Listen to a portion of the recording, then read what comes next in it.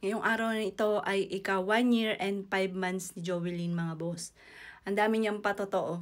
Lagi na lang pong parang inuugali ko na lang, nagwi-wish po ako sa kanya. Tapos, kaagad pong natutupad po ito. Yun, meron kami mga inaantabayanan na parang naano ko, sabi ko, ba't ba anak, bakit ganun? Yung inaantabayanan ko, hindi pa nadating. Tapos sabi ko sa kanya, anak, eto, lagi akong ganun kasi kapag sinasabi ko po yun, nagkakatotoo ka agad, nangyayari ka agad. Kaya parang naging ano ko na, pag mayroon akong inaantabayanan, pumupusta ako sa kanya. Anak, eto, ano ko sa'yo ha, pagka ito dumating yung inaantabayanan ko, bibilang kita ng bulaklak. Ayan, at dahil dito lang sa amin, sa Binyan, Laguna, wala naman pong masyadong mga bulaklak talaga dito na kumbaga kung pupunta kami sa Dangwa, napakadami doon. Dito po, wala, syempre mga bossing. Ngayon, eto na yung pinakamaganda. Ayan. Ayan, para sa akin, ito na yung pinakamaganda. At dahil nga po mahilig siya sa sunflower, ayan, sunflower. Hindi nawawala yung sunflower. Sa pool po siya, sunflower. Tapos ito, bumilang po siya ng parang 5 days. Ito, yung mga roses na to. Yan, bukas papalitan ko na po yan. Eto, dito talaga, kung mapapansin niyo, hindi talaga nawawala yung sunflower. Tapos bumili ulit ako nung ano, sa ano ko na lang siya bibilhan ng favorite niyang cake, Contis. Yun ang pinaka-favorite niya na cake. Sa birthday na lang po niya ng April 3, dun ko na lang siya bibigyan. Yun. Kasi mga boss, may nagsasabi pero totoo mga boss, hindi ako talaga nagbabasa rin ng mga comment. Kasi may mga tao na hindi naunawaan dahil hindi pa nila nararanasan.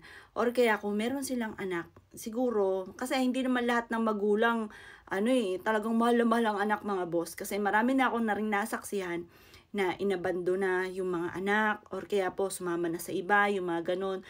Parang hindi nila ganon kaano ang kanilang anak. Ako po mga boss, kahit tumulay po ako sa ano ba yung mga ibang salita, tumulay sa apoy, basta gagawin ko lahat para sa aking anak mga boss.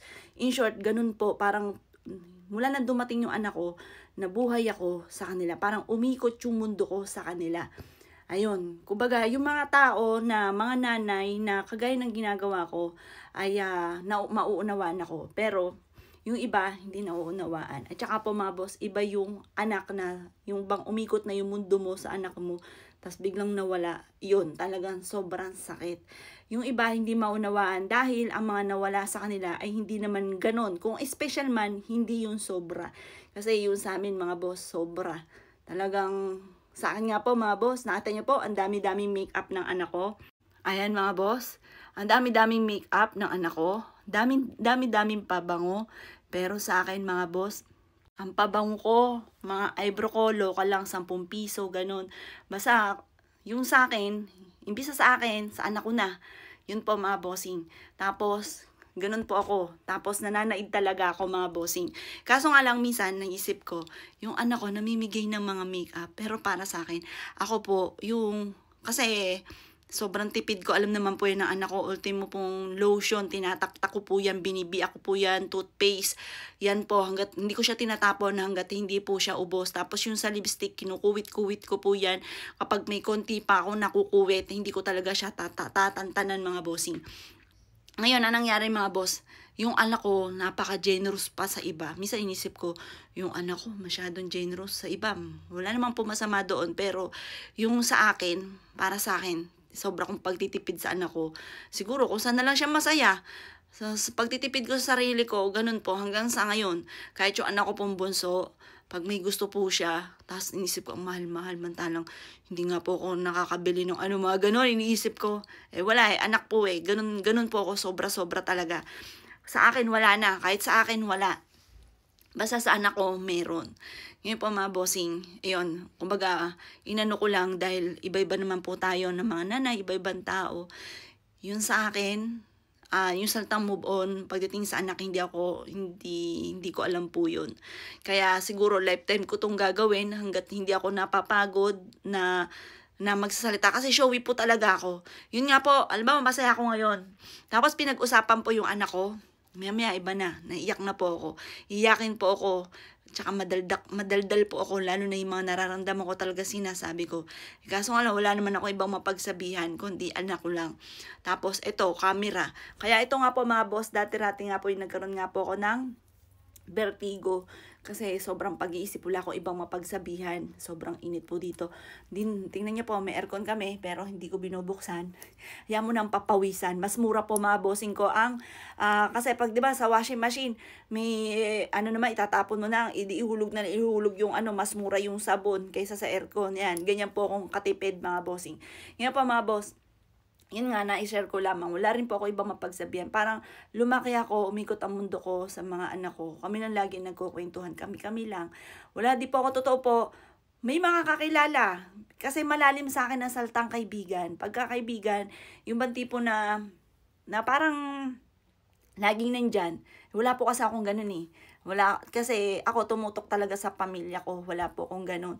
Mga kakilala, marami. Pero yung kaibigan na talagang as in, makakausap ko, makakwentuhan ko sa mga, kasi takot din po ako na yung bang machismis, ganyan. Pero sinishare ko dito sa social media.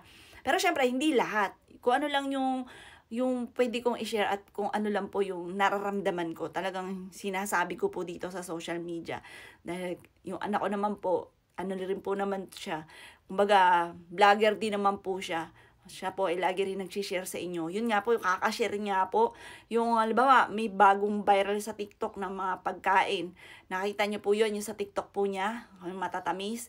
Yun, para po siya meron ding pinapakita niya po sa inyo, bumili siya ng ganito yung matatamis. Yung napaanghang, parang halo yung tamis at Diyos ko po. Yung mga ganon mga bossing, kumbaga, lahat din po niya ay sinishare din po niya mga bossing. Kumbaga, yun, ganun din po ako. Parang, at alam ko rin po yung anak kong bunso, ganun din. Kasi parang nakikita nila, kung ano nakikita sa magulang, naniwala ako dyan. Kaya kung ano po halba, nakikita sa magulang, lalo't yung mga anak ay lagi naka-stay lang sa bahay. Kung ano yung nakikita, yun din ang gagayahin ng mga yan. Kaya, kasi ganun na nangyari sa amin. Nakikita sa akin ng anak ko, yun din ang ginagaya po niya. Yung anak ko, palatiis po yan, palabigay, kasi ako po, matipid ako sarili, pero magalante rin po ako, lalo na yung mapagbigay din po ako. Ganon din yung anak ko, mapagbigay din. Ayan, parang, yun lang ang napansin ko, kung ano po siya yung, yun din na nakikita niya po sa pamilya niya, magiging ganon din. Or kaya kung sino yung hinahangaan niya sa pamilya, gagayahin niya rin po yan. Basta sa pamilya po yan, iikot lamang po yan. Kung ano yung lagi nakikita, yun ang gagayahin ng mga anak. Kaya yung anak ko, alam ko, mana po yan sa akin. Mahilig rin po siya rumakit. Ang dami-dami po niya mga tinitinda. Bagamat hindi ko alam yung kanya mga tinitinda, kasi malaki naman po yung baon po niya. May mga tao po siya na tinutulungan. Siguro pandagdag po sa kanya pong mga tinutulungan. Pandagdag po sa pera po niya. Tapos ang dami po niya mga tinulungan na parang hindi ako makapaniwala sa dami ng mga nagpatotoo po sa akin na ganito, ganyan ang ginagawa ng anak ninyo, na parang na-amaze ako na hindi ko inaasahan na ganun po yung anak ko. Tapos yung anak kong bunso, ganun din. Yun nga po mga boss, eto merong nalaman yung mister ko na may binigyan yung anak ko ng laruan. Sabi po na mister ko, hindi masama magbigay. Kaso nga lang, ay dahil nga po sa, kumbaga, tinitipid namin. Halimbawa kami, mag-asawa, titipid po kami para maibigay yung pangangailangan ng anak. Tapos malalaman po namin, binibigay ng, kasi hindi alam na mister ko, may pagkaugali rin ako ng ganun. Na nagtitipid ako para sa sarili ko, pero pag may taong dumaing, bibigay din po ako. Pero hindi ko na kailangan i-video po yan mga bossing. At alam na rin po yan ng mga tao na binigyan ko mga boss. Ayan. At ngayon, sobrang proud po ako sa anak ko. Kahit alam kong wala po siya, alam ko nandito lang po siya. Parang hindi siya nawawala. Kahit hindi ko siya nakikita, pero nararamdaman ko po siya.